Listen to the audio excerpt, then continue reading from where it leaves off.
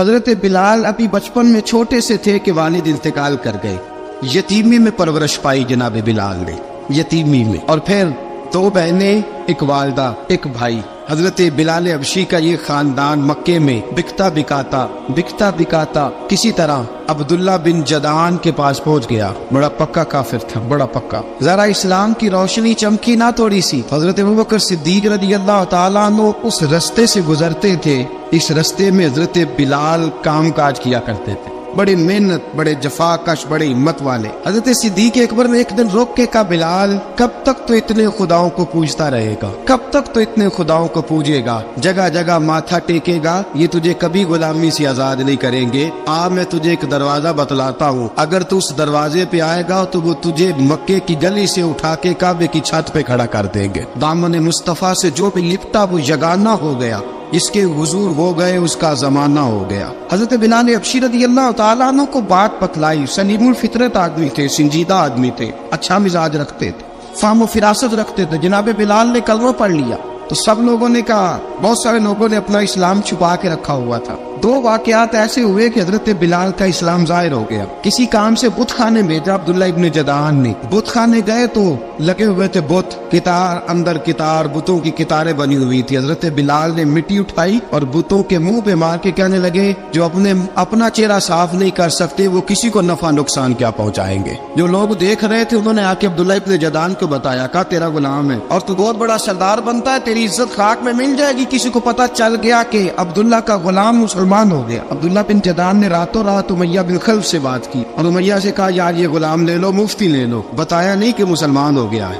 امیہ نے لے لیا. امیہ بڑا سخت آدمی تھا، بڑی طبیعت میں سختی پائی جاتی تھی. اللہ اکبر. لیکن یہ محبت اور عشق یہ چھپائے چھپتے نہیں، اور مسلمان اپنے اسلام کا اظہار کیے بغیر رہ سکتا. ایک واقعہ اور رونما ہو گیا. حضرت بلال پھر ظاہر ہو گئے. ہوا کیا؟ حضرت عمار بن یاسر رضی اللہ تعالیٰ عنہ، مکے کے سارے کافر کٹھے ہو کے غریب آدمی کو مار رہے ہیں. غریب آدمی کو، جب اندر انسان کے چور ہوتا ہے تو بڑا سے بڑا آدمی بھی بزدل ہو جاتا ہے.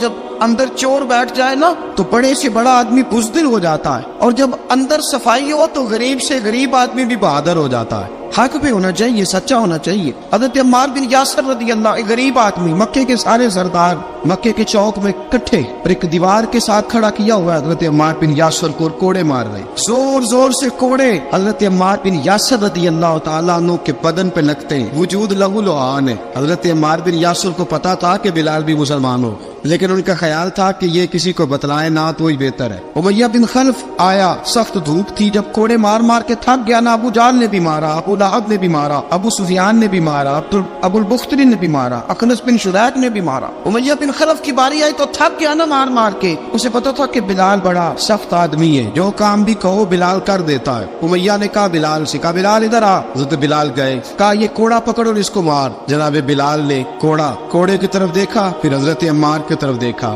جناب عمار نہ دیوار سے ذرا آگے ہوئے، تھوڑے سے کانپتی ٹانگوں کے ساتھ تھوڑے آگے ہوئے، اور حضرت بلال کے کان میں کہنے لگے، یار 2-4 کوڑے مار لے، میرا کیا ہے، مجھے تو مار پاڑی رہی ہے نا، چل تو نہ بھی اظہار نہ کر بیٹھنا، 2-4 کوڑے مار لے. حضرت سیدنا بلال حبشی نے نظر اٹھائی. جب پتا ہونا کہ سامنے آگ ہے اس میں کودنا بڑا مشکل کام ہے، جب پتا ہونا سامنے دریا ہے اس میں چھلانگ لگانا بڑا مشکل ہے. موت نظر آ رہی ہو تو اس طرف قدم اٹھتے نہیں. حضرت بلال کو پتا تھا یہ سارے کٹھے ہیں اور مجھے بھی ماریں گے. کوڑا دیا ہے اور اسلام اجازت دیتا ہے رخصت کی. آپ کی گن پٹی پہ کسی شخص نے پسٹل رکھ دیا اور اس نے کہا، کہو کہ میں کافر ہوں تو اجازت ہے، کہہ دو، جان بچاؤ. اسلام اجازت دیتا ہے. لیکن سیدنا بلال، حضرت بلال رضی اللہ تعالیٰ عنہ، حضرت بلال حبشی رضی اللہ تعالیٰ عنہ نے حضرت عمار بن یاسر نے کہا، یار تو 2-4 کوڑے مار لے لیکن اپنا آپ بچا. حضرت بلال کہنے لگے، ٹھیک ہے میں 2-4 کوڑے مار لیتا ہوں لیکن اپنا آپ بچا لیتا ہوں. اب جلدی سے امیہ بن خلف چلایا، کہنے لگا، تجھے کہا کوڑا مار، پکڑ کوڑا. حضرت بلال نے کوڑا ہاتھ میں لیا، ایک دفعہ امیہ کی طرف دیکھا، پھر ابو جہل کی طرف دیکھا، پھر ابو لہب کی طرف دیکھا، سارے کافروں پہ نظر دوڑائی، اور پھر عمار بن یاسر کی طرف دیکھا. کہا، عمار تو مار کھا سکتا ہے تو میں نہیں کھا سکتا. عمار تیرے وجود پہ زخم لگ سکتے ہیں تو میرے پہ نہیں لگ سکتے. عمار جس خدا کا تو کلمہ پڑھتا ہے اسی کا میں پڑھتا ہوں، اور جس زلفوں کا تو قیدی ہے میں بھی اسی محمد عربی کی زلفوں کا قیدی ہوں. اب دیکھ ذرا مل کے مار کھانے میں کیا مزہ ہے، ذرا دیکھتے ہیں، ذرا کٹھے ہو کے ظلم سہنے میں کیا کیا لطف آتا ہے. حضرت سیدنا بلال حبشی نے زور زور سے کوڑا گھمایا, اعلان بغاوت ہونے لگا ہے, بلال آنے لگے ہیں میدان عمل میں. جناب بلال نے زور زور سے کوڑا گھمایا اور گھما کے دور پھینکا اور امیہ کی طرف دیکھ کے کہنے لگے یہ عمار اکیلا نہیں, اسے تنہا نہ سمجھنا, یہ اکیلا مار نہیں کھائے گا. اشہد ان لا الہ الا اللہ واشہد ان محمدن عبدہ ورسولہ. فرمایا تیاری کر کے نکلو, اب عمار اکیلا مار نہیں کھایا کرے گا, جب عمار مار کھائے گا تو اس کے ساتھ حصہ داری کرنے بلال بھی آیا کرے گا. حضرت بلال میدان عمل میں, اب کافروں پہ سناٹا چھا گیا. بلال تیری جرت, تیری یہ ہمت, تو انکار کرے, تیرا یہ چارہ, تیرے منہ سے لفظ نکلے ان الذین قالوا ربنا اللہ ثم استقاموا تتنزل علیہم الملائکہ الا تخافوا ولا تحزنوا وابشروا بالجنۃ التي کنتم توعدون. رب فرماتے ہیں تم کہو میں نے اللہ کو مان لیا, رب کو مان کر پھر ڈٹ جانا. تمہاری دنیا مدد کرے نہ کرے, اللہ تمہاری مدد کے لیے فرشتوں کا نزول فرما دے گا. لوگ مدد کرے نہ کرے, اللہ کے فرشتے تمہاری مدد کریں گے. جناب سیدنا بلال نے اعلان کر دیا میں نہیں ماروں گا. اب وہ سارے نا, کیونکہ سب سے سخت مشہور تھا نا امیہ, اب سارے دیکھنے لگے امیہ کی طرف. امیہ کو اب اسے سمجھ ہی نہیں آ رہی میں کیا کروں. بلال نے تو کبھی نہ کی نہیں, جو کہتے تھے کر گزرتا تھا. یہ عجیب معاملہ ہے. کہنے لگا بلال تجھے پتا ہے تو کیا کر رہا ہے, تو یہ جذبات میں آ کے اعلان تو کر دیا, تجھے اس کا پتا ہے. جناب بلال حبشی رضی اللہ تعالیٰ عنہ فرمانے لگے مجھے پتا ہے تو مجھے مارے گا, مجھے پتا ہے مجھے سزائیں دے گا, مجھے سارا پتا ہے. فرمایا میں نے عقل کے گھوڑے دوڑانے چھوڑ دیے ہیں, بس کلمہ جو پڑھ لیا, جب اعلان جو کر لیا ہے, جب محبت جو کی تو اب اس میں کسی قسم کی مصلحت کی اجازت نہیں. اقبال کہتا پختہ ہوتی ہے اگر مصلحت اندیش ہو عقل, عشق ہو مصلحت اندیش تو ہے خام ابھی اور بے خطر کود پڑا آتش نمرود میں عشق. عقل تھی محو تماشائے لبے بام ابھی. فرمایا عقل پختہ ہوتی ہے اگر سوچا جائے, عشق کے معاملے میں سوچا جائے تو عشق کمزور ہوتا ہے, وہاں سوچنے سمجھنے کی اجازت ہوتی نہیں. سوچنا سمجھنا تھا کلمہ پڑھنے سے پہلے, اب تو پڑھ لیا, اب سوچنے کا نہیں, اب عمل کرنے کا وقت ہے. اب جناب بلال پر سختی شروع ہوئی, مارنا شروع ہوئے. کس انداز میں مارا, لوہے کی سلاخیں پہنا کر عرب کی تپتی ہوئی ریت پہ لٹا دیا. جب لوہا گرم ہوتا, سلاخیں گرم ہوتی, وہ وجود کو لگتی. پہلے خاموش رہتے, پہلے علامہ ندوی نے لکھا پہلے چپ رہتے, پہلے احد احد نہیں کہتے تھے, پہلے احد احد نہیں کہتے. جب تکلیف بڑھ جاتی نا تو پھر زبان سے نکلتا احد احد احد. وہ وحدہ لا شریک ہے, وہ وحدہ لا شریک ہے. جب تکلیف بڑھتی پھر امیہ کیا کرتا, امیہ حضرت بلال رضی اللہ تعالیٰ عنہ کے گلے میں رسی ڈالتا اور مکے کے اوباش لڑکوں کے ہاتھ میں دیتا.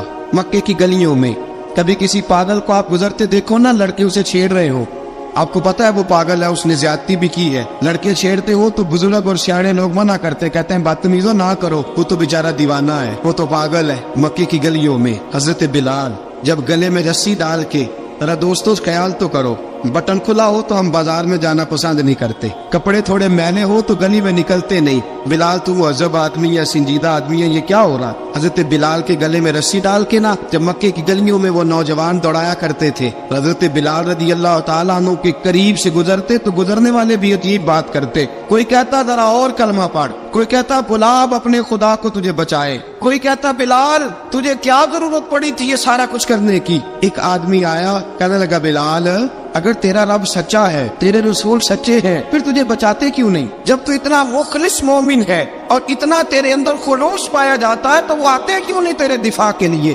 حضرت بلال حبشی کا جواب بڑا زبردست تھا. جناب بلال کہنے لگے میں مخلص تو ہوں, میرا رب قادر بھی ہے, لیکن فرمایا جب تم جاتے ہو نا بازار میں برتن خریدنے, مٹی کا برتن لینا ہو تو ذرا ٹھوک بجا کے چیک کرتے ہو کچا ہے کہ پکا ہے.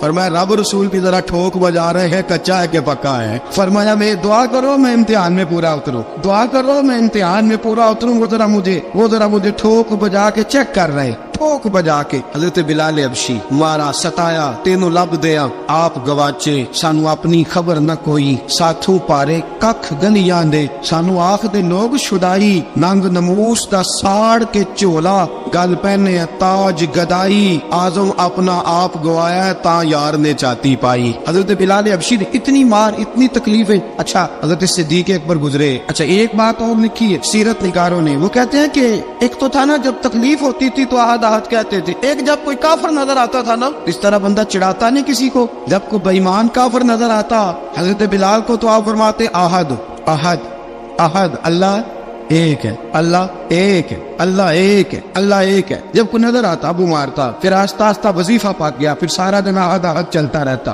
حضرت صدیق اکبر گزرے قریب سے, بڑی تکلیف ہوئی. جناب ابو بکر صدیق رضی اللہ تعالیٰ عنہ نے کہا بلال اونچی ذکر نہ کیا کر, آہستہ کر لیا کر, اونچی آواز میں مارتے جو ہے تجھے, تو اس طرح کر ذرا. ذکر دو ہے نا, ایک ذکر جلی ہے, ایک ذکر خفی ہے, تو دل میں ذکر کر لیا کر, اونچا نہ کیا کر, مار سے تو بچ جا.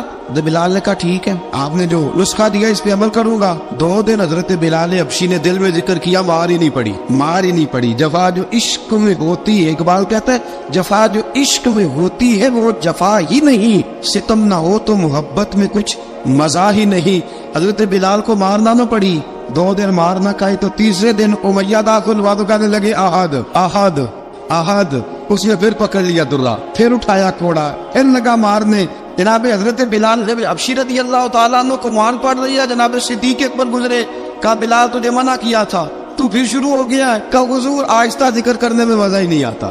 سیدنا صدیق اکبر فرماتے کہ رسول پاک گزرے, بلال کو مار پڑ رہی تھی, میرے حبیب پاک کی آنکھوں میں آنسو آ گئے. بے خبر وہ جو غلاموں سے وہ آقا کیا ہے. حضور کی آنکھوں میں آنسو. حضور نے دعا فرمائی, کہ یا اللہ میرے بلال کو نجات دے دے, یا اللہ میرے بلال کو نجات دے دے. رسول پاک یہ کہہ کے گزر گئے. ایک کونے میں, حرم شریف کے کونے میں بیٹھ کے رسول پاک رو رہے ہیں. جناب صدیق اکبر نے کہا حضور کیا ہوا؟ فرمایا ابو بکر سوچ رہا ہوں خدا اگر مجھے پیسے دے تو میں بلال کو خرید لوں. ادھر وہ پیسے دے تو خرید لوں, سوچ رہا ہوں. جناب ابو بکر صدیق گھر گئے, گھر جا کے حضرت عباس کو بھیجا, کہا امیہ میرا مخالف ہے, مجھ سے وہ بات نہیں کرے گا, آپ جائیے, آپ جا کے کہیے بلال کو بیچ ڈالے. حضرت عباس نے جا کے کہا بلال کو بیچ دو.